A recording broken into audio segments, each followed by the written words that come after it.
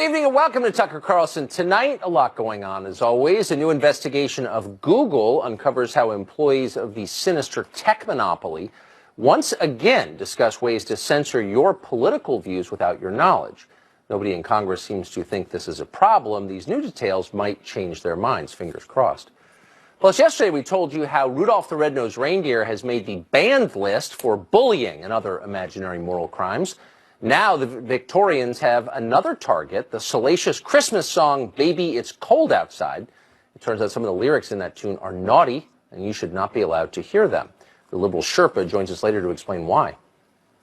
But first tonight, it's been 752 days since the 2016 election. And for what seems like the 752nd day in a row, the lead story at every news outlet in this country is Russia! Yes, Russia, a remote country in Central Asia with a median life expectancy lower than that of Honduras, a place with an economy about the size of that of the state of Texas, a vodka-soaked ice-scape whose shuffling workforce can't seem to build a reliable airplane. That's Russia.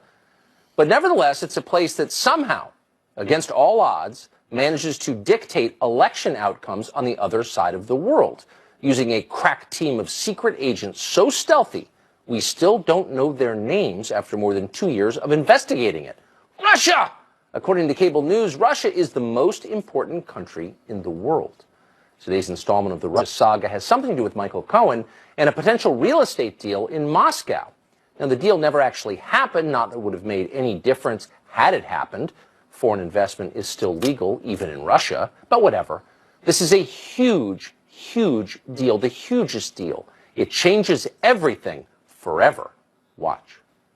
This president may not serve out his term, that Bob Mueller may have enough that there is both intense legal and intense political jeopardy for the president of the United States. You know, today's the first day I actually thought Donald Trump might not finish his term in office. Really? I mean, I think this thing is enormous. Today is a good day for Donald Trump to resign. I really believe that.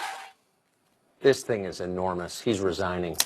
So once again, the administration is doomed because of Russia.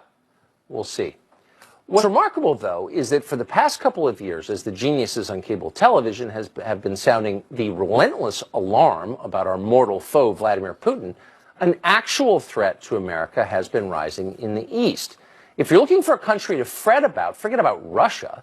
The Russians may pose a threat to Montenegro and Ukraine, but Phoenix and Buffalo remain safe. The real danger to this country is China, and everybody in power knows that. The FBI director, Christopher Wray, describes China as by far the biggest espionage threat we face. Federal officials estimate there are thousands of Chinese nationals in America right now acting as spies, working to steal sensitive U.S. technologies. Some of these work for the Chinese military, which, by the way, is growing at a much faster rate than our military, or for that matter, Russia's. Meanwhile, China is literally poisoning the American population. Synthetic opioids are the main driver of the drug epidemic that has killed more than 70,000 Americans in just the last year. China is the biggest source of these drugs. The Chinese government has done virtually nothing to stop the flow of them. Why would they? This is war, and they're winning. Now, you might think our media would have noticed all of this and maybe written a story or two about it, but no. Many of them, it turns out, are on the Chinese payroll, too. Fox.com recently published a nauseatingly sycophantic piece written by a reporter who had just traveled to China, it turns out, on the Chinese government's dime. Over at Jeff Bezos' Washington Post, you'll periodically see an entire insert called China Watch. It looks like a news section. It reads like the rest of the paper. In fact, it's literally a product of Chinese state media. They pay to place it, just as they pay to influence numerous think tanks around Washington, as well as many colleges and universities throughout the country. It's a huge propaganda push that is almost never noted by anybody. And it costs a lot. But over time, it's worth it. The Chinese get what they pay for. A compliant American establishment that uses fake threats, manufactured threats from Russia, to obscure real and imminent threats from China. Turns out there really are traitors in Washington, but they're not working for the Kremlin. Julian Epstein is a former chief counsel for Democrats on the House Judiciary Committee, and he joins us tonight.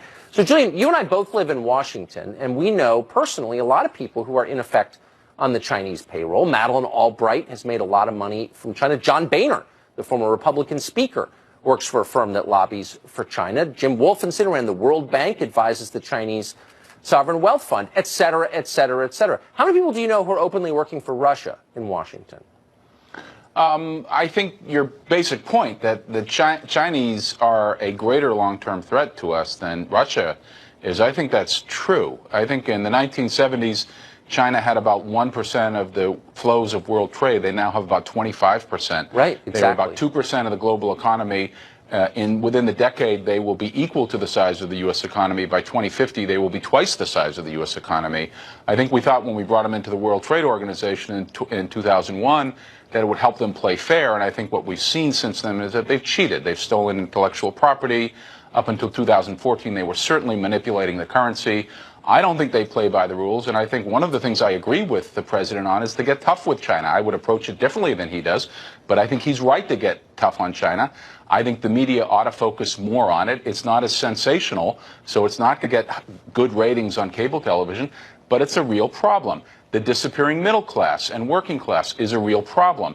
It's not sensational. It's not going to be a sugar high for cable television, so I don't think you're going to have any of the networks, not this network, not CNN, not MSNBC, any of them focusing on those issues because you just don't get the sugar high from that. That's not to say Russia isn't a threat. I mean, Russia has done lots of things. All of our intelligence agencies and Republican and Democratic administrations have agreed that even though they're 1% of the world economy, they still do lots of things that are directly oppositional to us and that are trying to destabilize our interests, whether it's in the Middle East, whether it's in Syria, whether it's in the Balkans, whether it's in the UK. It doesn't mean that they're not a real threat and there's not something to take seriously, but I think your basic point is correct, which is that we are sleeping while Rome burns with respect to China, and we have not taken seriously the fact that they don't play by the rules. We have... Wait, so I'm waiting to jump in with a hostile question, but you're making my case for me. You've taken all of my questions and reformatted them into statements because I think you're absolutely right. So I agree with the meta-thesis. Okay, because I think meta-thesis. It's hard to... And thank you for being honest about that. And by the way, it's not a partisan thing. There are a ton of Republicans working on behalf of China, I'm embarrassed to say. And Democrats are finally waking up. I think that there is a real threat that China does not play by the rules and that it's something to take very seriously. Again, I would approach it differently than the president, but I think he's right to say this is a real problem. But there's all this moral outrage about Russia and Saudi Arabia, neither of which I've ever been in favor of, by the way. I'm not carrying water for either one. But the idea that a country we're allied with assassinates one of its political opponents, yeah, it's bad. But, I mean, that is a practically daily occurrence in China, and no one says anything about it. And I just wonder, should we treat the people in Washington who have a lot of power, who are getting rich from China, should we treat them as traitors in the same way that we treat anyone who deals with Russia as a traitor? Look, I think your point about even-handedness is well taken. I think the Chinese do horrible things to journalists and to dissidents, and they get a pass on it. I think in a lot of cases, the social media giants, Facebook and Google, enable a lot of the bad behavior that's going on in a lot of autocratic regimes. We don't hear that much about it, although that's starting to get covered.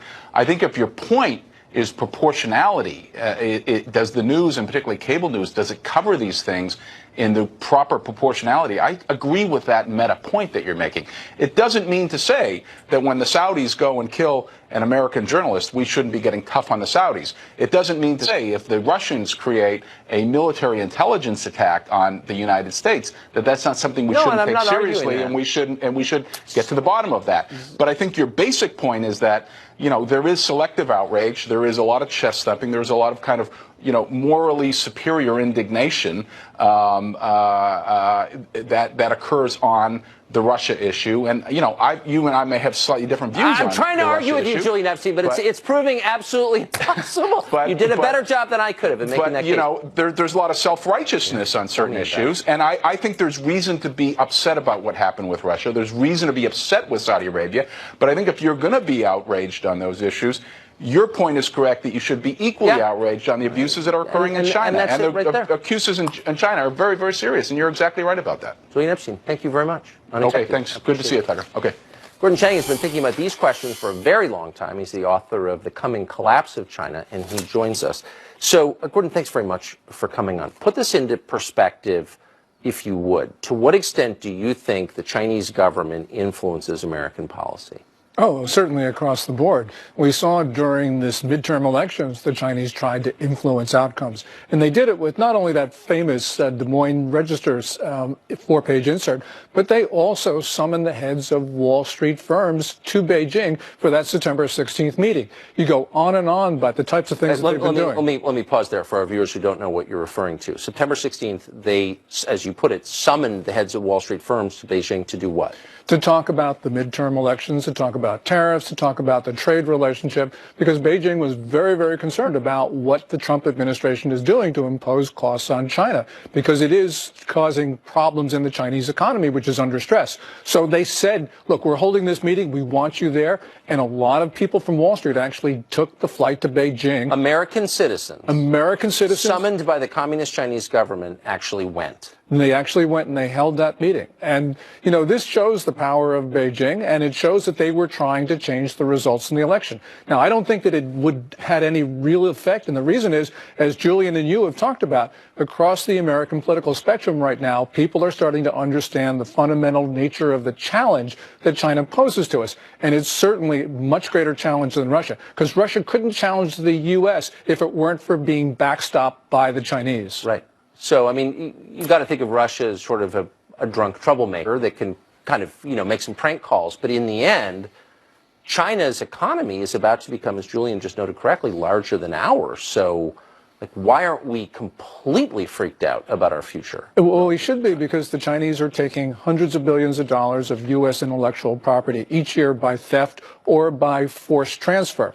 And that is the lifeblood of our economy, because we have an innovation-based economy. And if we can't commercialize our technology, we don't have an economy. We end up just selling agricultural products to the world and maybe scrap metal. The point is, though, we need to have the technological giants that will dominate the future of the world's economy. They should be American. And China, by means which are certainly not fair, is trying to do that. And one other thing, Tucker, you mentioned fentanyl and opioid crisis. You know, the Chinese government runs a police state. They know about these Chinese gangs that are selling fentanyl into the U.S. And so those gangs couldn't operate unless they had Beijing's approval. Now, officials in China are making money from it, and in other cases, the Chinese officials are just standing back. But they purposely want to see Americans die, and we can't forget that.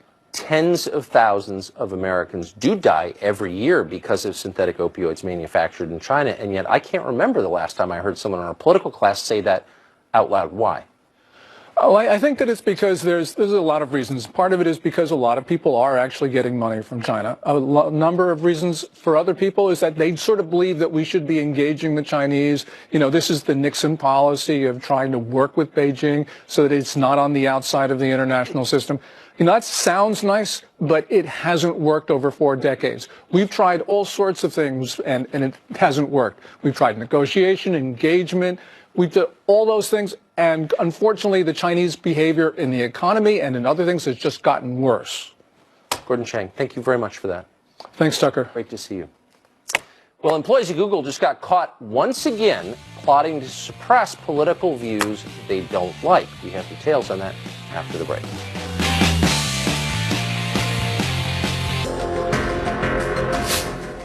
More evidence that the sinister tech monopoly Google is not on the level, not at all what it claims to be. New leaked communications from inside that company show that Google employees discussed suppressing conservative news websites in their search engine right after the 2016 election.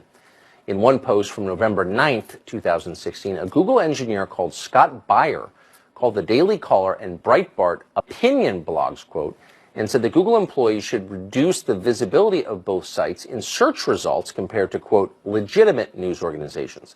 Other employees said it was the company's job to provide more, quote, context to rebut news outlets they dislike.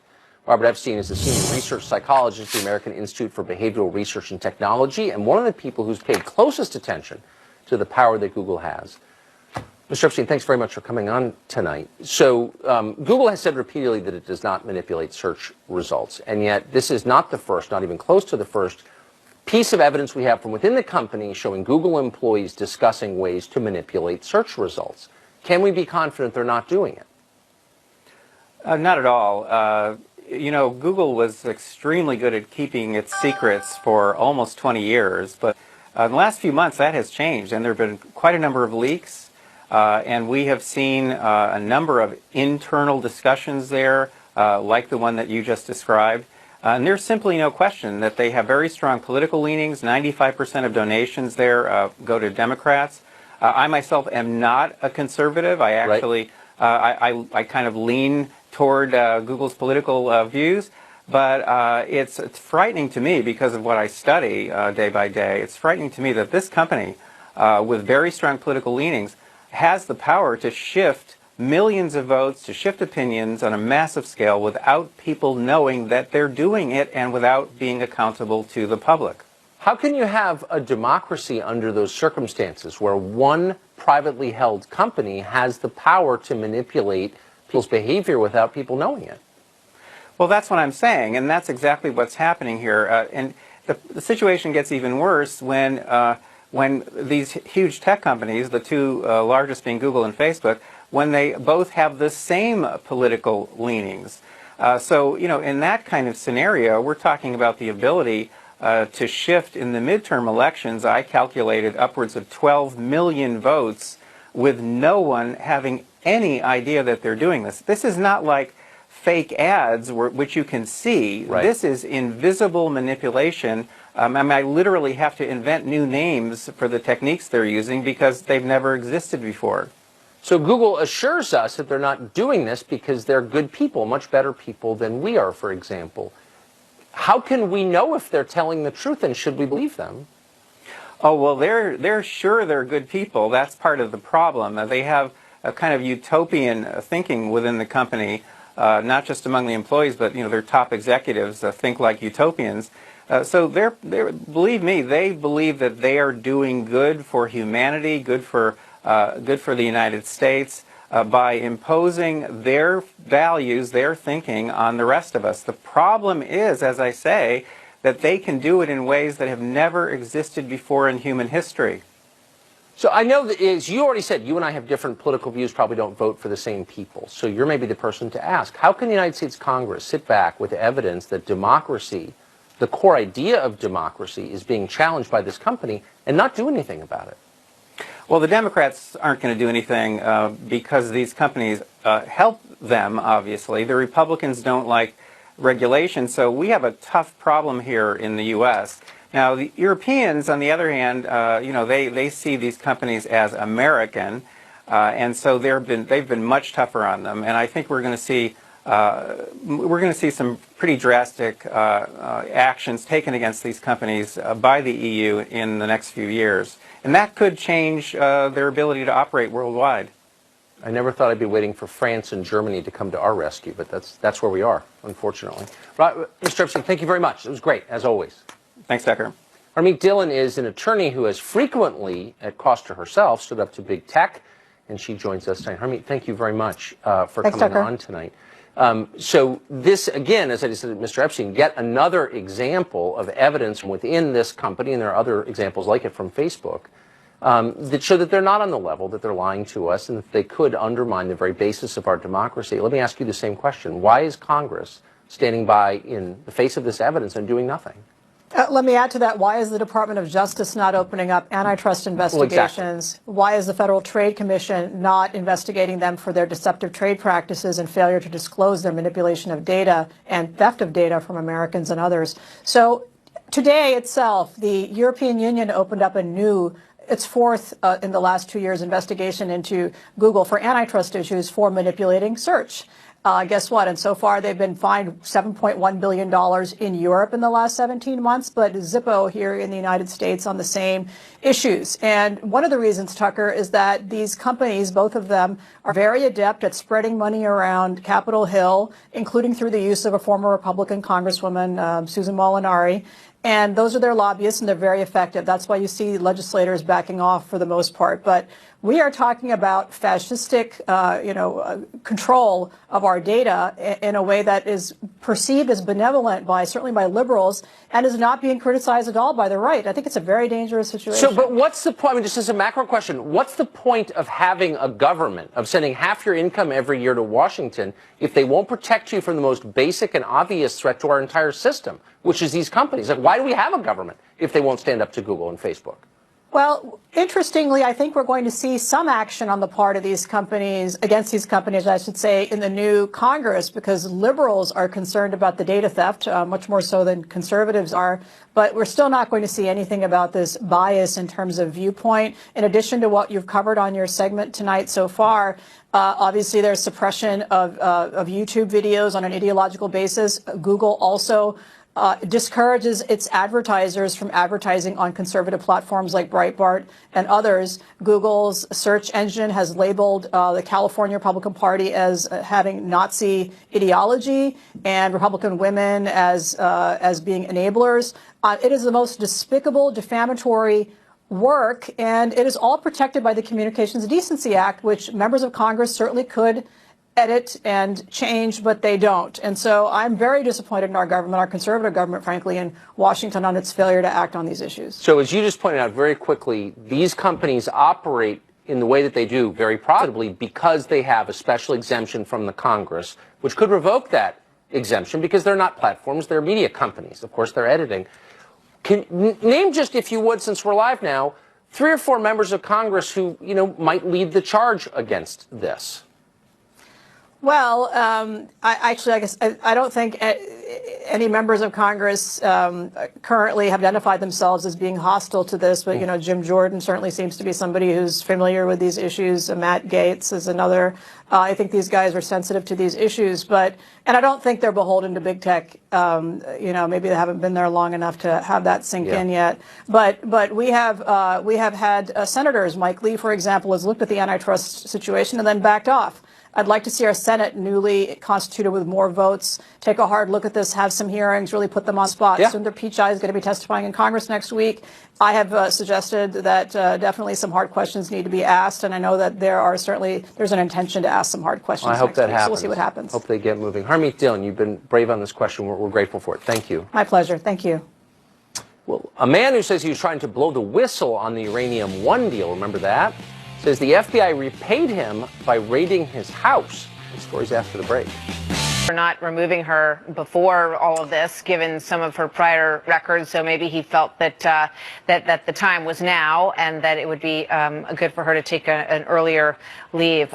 Chris, I want to get your quick thoughts on a couple of other things. I'm fascinated by the Hillary and Bill Clinton tour, which has now kicked off, and it kicked off in Canada. Apparently, about half of the arena was unsold, and the tickets, which were originally supposed to go for hundreds of dollars, they were, selling to people for as cheap as $17 in some situations. But it didn't stop Hillary Clinton from still stoking the fire that she may run again. Watch this. You're on a 13-city tour, the two of you, President Clinton, Madam Secretary. Now, is that because you guys just want to hang out together? Or is it because you're testing the waters for a run at being President of the United States?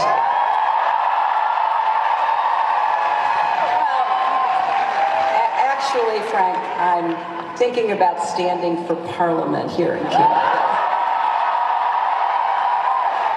My favorite part is that Bill Clinton, puts his hand on his head like, oh my gosh, it never occurred to me that anybody would ask us that question. That's not why we're here. Who would have thought? Who would have thought that anything like that would ever be said? Look, I think The Onion may have had this one the best. The Onion headline was, Hillary Clinton says she'll either going to raise $100 million in donations or she threatens to run for president a third time. Democrats they used to be sick of her. They're scared of her. They're scared that she's actually going to run again. And I can't tell who she's trolling more, Republicans or Democrats. I think she's trolling Democrats harder. We'll see. Michelle Obama's also out there on tour and doing quite well. They like her. Actually. Yeah, Chris, they like her. Thank you, Chris. Great to see you tonight. You bet. So coming up next, a vile threat made by a Democratic state representative in Illinois. I would like to make him a broth of Legionella and pump it into the water system of his loved one. Her Republican target of that threat coming up next to respond. Who does this? After an ugly scene on the floor of the Illinois State Legislature, Democratic State Representative Stephanie Kifowit, I think is how you say her name, decided to handle it this way by wishing this on her political opponent.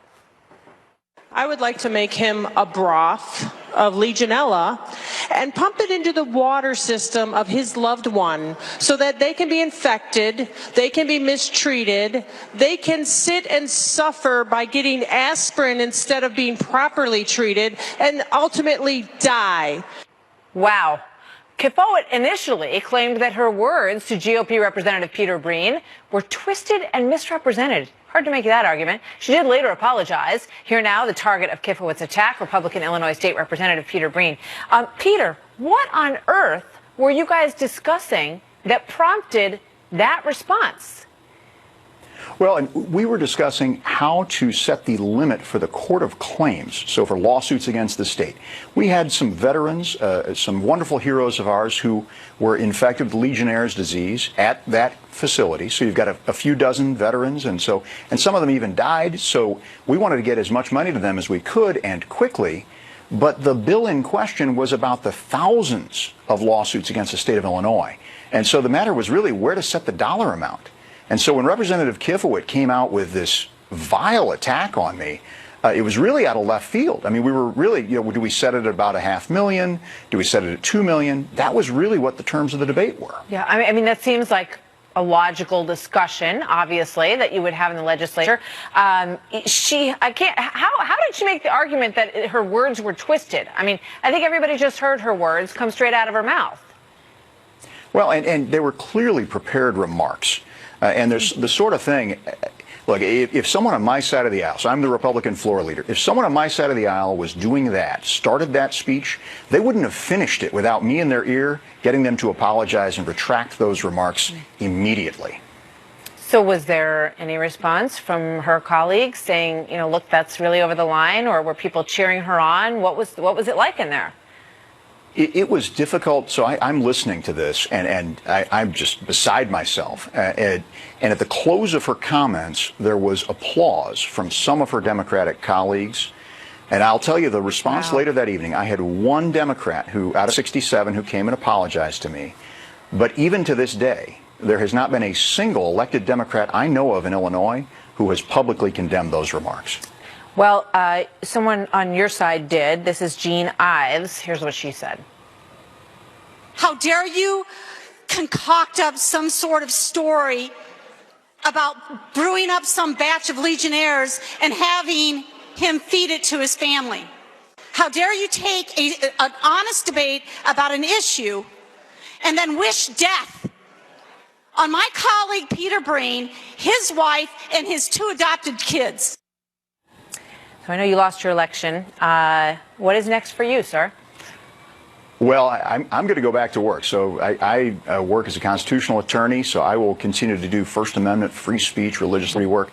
I'm going to continue advocating for fiscal responsibility, small government, the sorts of things that was why I went into the Illinois General Assembly. Yep. So I'm going to keep that up. All right. Sir, thank you very much. You'll even stick up for her right for free speech, I would imagine, even though you find it inappropriate. Good to see you tonight. Many thanks. So a warning about the video that you're about to see. It is disturbing.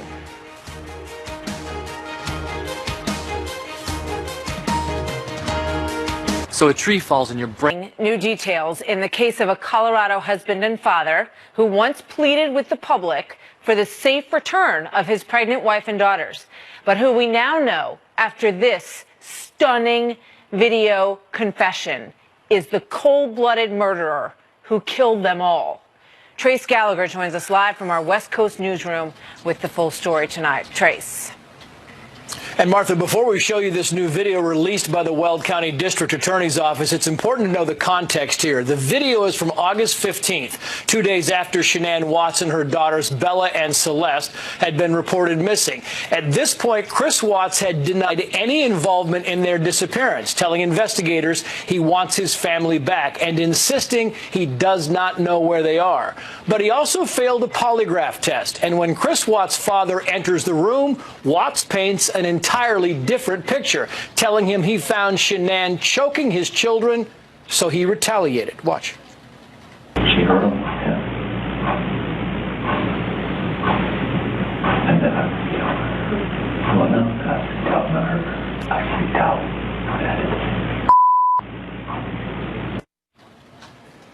Chris Watts then tells his father he doesn't want to admit to police that he knows where they are. Watch. I forgot Jimmy.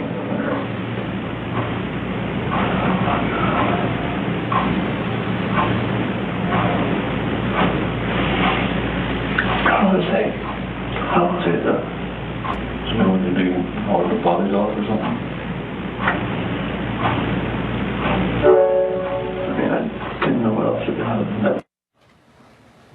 Prosecutors say Watts strangled his wife for at least 2 minutes and then, despite what he told his father, suffocated his daughters. He then loaded the bodies into his truck and drove them to a work site where he buried his wife in a shallow grave and stuffed his daughters into oil tanks. According to court documents, the day he killed his family, he also called his daughter's school to tell them they weren't returning and contacted a realtor about selling his house. A co-worker of Watts later came forward to say they'd been having an affair. Chris Watts finally admitted killing his family and will serve 3 consecutive life sentences. Martha. Incredible. Unbelievable. Trace, thank you very much. So next up, we brought you the story of Paradise High School and all of the students, including most of the football team, who lost the homes that they grew up in during the California fires. Tonight, a man who took Giving Tuesday to heart and gave $1 million. He doesn't even know us, but he has it in his heart to give this money to us, to just help us. And it kind of makes my heart smile. Brand new video just available tonight of one man's near-death experience in the California fires. Even given that, he stopped to save others. County 13 is back. Hey guys, walk towards the left.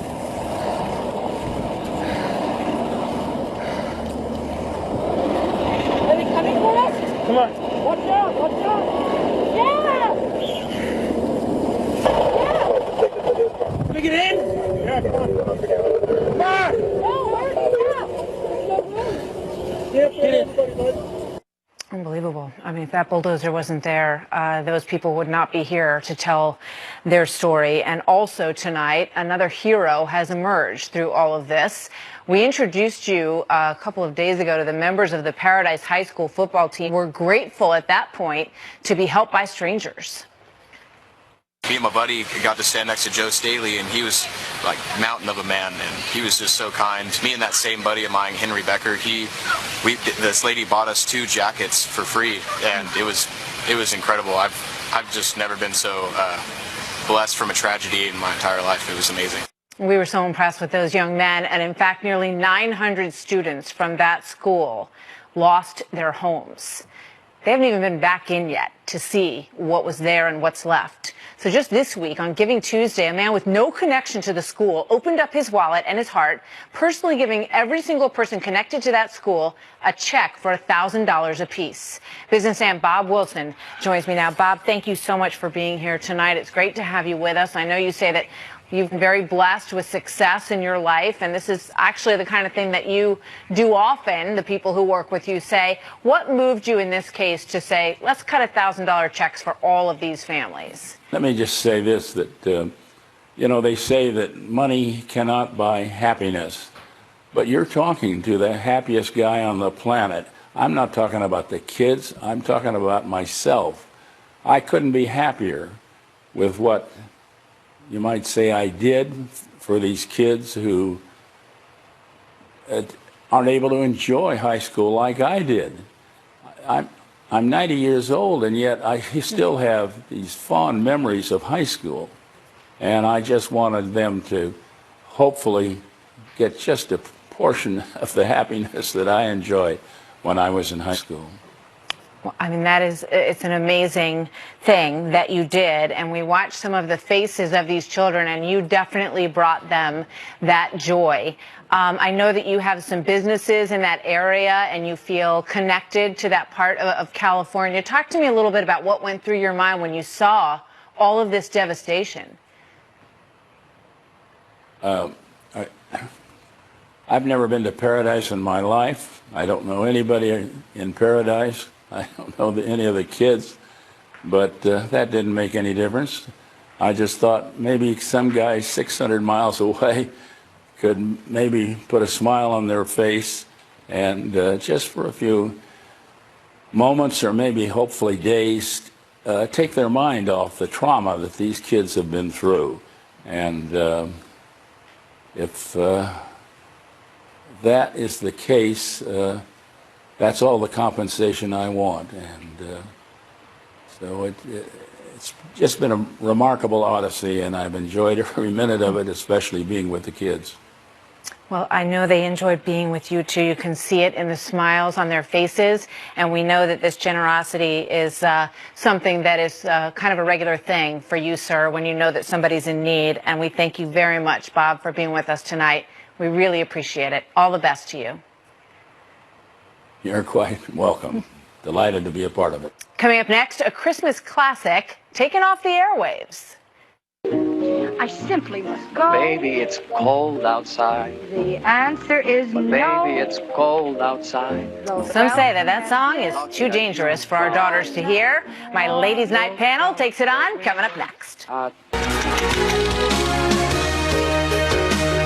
Some shocking video that has just come to light. We want to warn you, this is difficult to watch. It is NFL star running back Kareem Hunt of the Kansas City Chiefs at the time, caught on camera kicking, pushing, and then shoving to the ground in this altercation in this hallway in a hotel, a 19-year-old woman. The incident took place during a dispute at that hotel back in February, we understand. It follows other reports of abuse from players within the league. Most recently, former San Francisco 49ers Reuben Foster, who was arrested earlier this month on a domestic battery charge. He was cut from the team, only to be picked up by the Washington Redskins days later. And of course, we all remember this video, former Baltimore Ravens running back Ray Rice hitting and then dragging his fiancée out of the elevator. Commissioner Goodell saying at the time, quote, "The same mistakes can never be repeated." Look at, I mean, this is awful to watch all of this, but it keeps happening, unfortunately. Joining me now, our Ladies' Night panel, Lisa Booth, Elizabeth Wagmeister, and Wendy Assefu. Welcome to all of you. Good to have you here. You know, I mean, obviously, when you look at these situations and the players who get into these trouble and then get picked up by another team after they are kicked off of the team they're on, and you just want to say, you know, what is the message that the NFL is sending here? I love football, but you have to have rules and standards, and if people defy them, they have to be kicked off. Well, it should be pretty simple. You know, you don't hit women, and if you hit women, you're no longer in the NFL. And I think the NFL should do what they did with Ray Rice, suspend him indefinitely. The team should fire him. He should no longer be able to play. It shouldn't be that difficult. And I think the problem is you've got so many of these players that are held up on pedestals their entire life. They're treated like gods. It gets to their head, and then they go out and they think they're invincible and they can do anything. They have to be taught a lesson, and this shouldn't stand for it. And I think there are plenty of great guys in the NFL. You've got the Nick Foles, Benjamin Watsons of the world that sent a great message to men around the country. But people like him, Kareem Hunt, should be fired, should be let go, and they should send a message to the other players that this is not acceptable in the NFL. And this happened a while ago. He was playing with the Chiefs. Reuben Foster, as we said, the 49ers released him. He was then picked up almost right away at the end of November by the Redskins, and that really doesn't send a great message. Elizabeth? It doesn't send a great message at all. It sends a terrible message. What it's saying is that the NFL appears to be turning a blind eye because they want to protect their players. Of course, their power is in their players, but they have the power to fire these men. And when you see a video like that, there's no other thing to do other than to fire them. Yeah, it was interesting. There was some pushback on Twitter, Wendy. I was, going through some of the responses, and some people are saying, oh, it wasn't that big a deal what happened in the hallway there, and they're sticking up for him. What do you think? This is beyond the pale. If a man hits a woman, or if a man even hits another man that violently, that's a character issue. And what the NFL is saying here is that the league, the players, are bigger than their individual responsibility, and that's a problem. And I just want to underscore the fact that the NFL does have a rule for domestic violence. It says for your first suspense, you should be suspended for 6 games. The only player that has ever been applicable towards is Ezekiel Elliott. Yeah, no one else has been able to be suspended, and they have a textbook example that says this is what happens. And can I just say, because you guys know I'm the left-leaning person on here, we continue to have people who commit domestic violence in the NFL, but Colin Kaepernick is not in the NFL. And that's all I'm going to say here. I'm done. All right, we'll pick that up again another time, I'm sure. But I want to get to this little piece of video from Melania Trump at Liberty University earlier this week. Watch this. Well, they would like to portray different stories and focus on different unimportant stuff, really. And I'm here to shine the light on important stuff and talk about the things that I can help. She was talking about the opioid crisis in this country. And Elizabeth, I just want to show the little bit of interview that you did with Chelsea Handler, which got an enormous amount of attention. Let's watch that. What about Melania? Would you have her on your show? Melania? What, to talk about what? She can barely speak English. So it's clear the media does not like Melania Trump. That interview was with Chelsea Handler about 2 years ago, and as you said, it went viral. And I don't agree with what Chelsea Handler said. You know, I was doing my job as an interviewer, asking her the question, but the media just really gangs up on her. They treat Melania differently than they treat other women. Now, a most recent example is actually quite frivolous, but Melania Trump was gardening at the White House, and she was wearing 5-inch Christian Louboutin heels, and the media had a field day saying, why is she wearing $900 heels to do outdoor work? Well, then a few weeks later, Meghan Markle, the royal, she showed up at a basketball game in heels, and all the headlines were, wow, she can do anything. So that just shows the difference of media coverage. Melania Trump looks great. Who cares if she's gardening? All right, I do want to get to this last topic, and we always have too much to cover in too little time. This song, which we all grew up listening to at Christmas time, let's play it. Records on while I fall. The neighbors might But baby, it's bad out there. say, what's in this No drink? cabs to be had out there. I wish I knew. So, in what some might say is a little bit of a hypersensitive move, one radio station has pulled this song, and they say it's not a safe song because of that line and his, wanting her to stay. Wendy, and then Lisa? It's a double-edged sword here, because I believe that if one person is offended, then we should make sure that everyone feels comfortable. However, we cannot go over the line with what is our Christmas traditions and our Christmas music. I do not personally think this song is offensive, and even the poll that was taken for the radio station shows that the listeners don't think the song is offensive. So I say, keep on playing it, but if it offends you, then feel free to turn it down on your own radio. And I think even more broadly, why do we keep taking away a woman's agency and keep portraying women as victims? She chose to stay. She chose to have another drink. If she wanted to leave, she would have left. It was cold outside like it is now. She wanted to have a drink. She's probably attracted to the guy, and they were having a fun night. So, why do we keep taking away a woman's agency? She kind of liked him. She has a choice. Yeah. Well, seems like she liked him. The other problem that I have, and I don't listen. I don't listen to this radio station. I don't live in Ohio, but if they're playing a lot of the rap music that's out there now, right now, Kanye West has a song. No. Let's not go there. We're gonna finish this conversation afterwards. We gotta go. Lyrics on the radio. All around. Rap music. Thanks, ladies. That is the story on this Friday night. Everybody have a great weekend. Baby, it's cold outside. We'll see you back here Monday night at 7. Tucker's up next.